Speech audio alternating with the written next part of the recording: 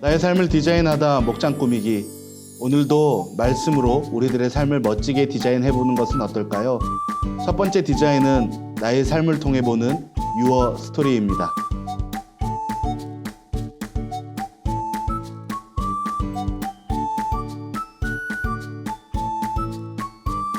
마음을 준비할 수 있는 방법 중에 하나는 적극적인 신앙생활과 그리고 예배의 회복입니다.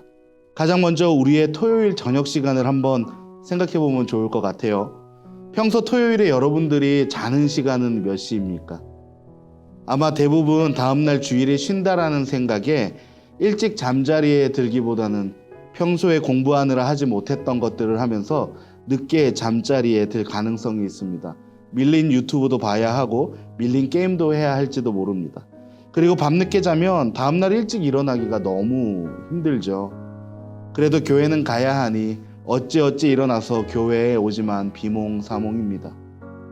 그리고 기도와 말씀 시간이 너무 지루해서 빨리 끝나기만을 기다립니다. 그리고 쌤들에게 질문을 하죠. 오늘 몇 시에 끝나나요? 물론 한 가지 예일 뿐입니다. 모두가 그런다거나 우리가 꼭 이렇게 한다라는 것은 아니에요.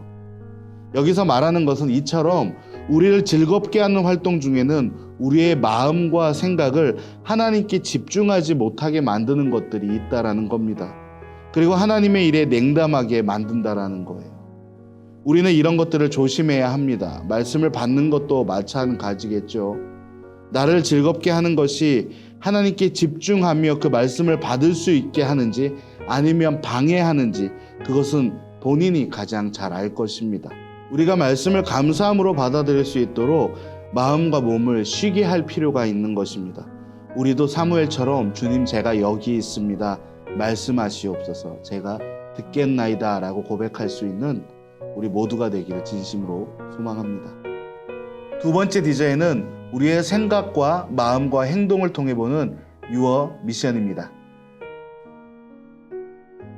먼저 정말로 성경을 하나님의 주신 말씀으로 믿는지 자신에게 질문을 해볼 필요가 있겠습니다. 그것이 선행되지 않는다면 성경을 읽는 시간만큼 아마 헛된 시간은 없을 거예요.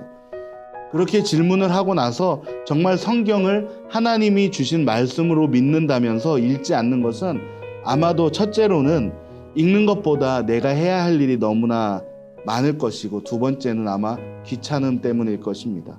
우리는 우리의 삶에서 우선순위를 세워나가는 것이 굉장히 중요합니다. 정말로 성경을 하나님이 주신 말씀으로 믿는다면 자연스럽게 우리의 우선순위는 주님의 말씀을 읽고 깨닫는 것에 높은 순위를 주지 않을까 합니다. 물론 귀찮지 않다면 말이죠. 귀찮음을 떨쳐내고 말씀을 조금 더 가까이 해보는 것은 어떨까 합니다.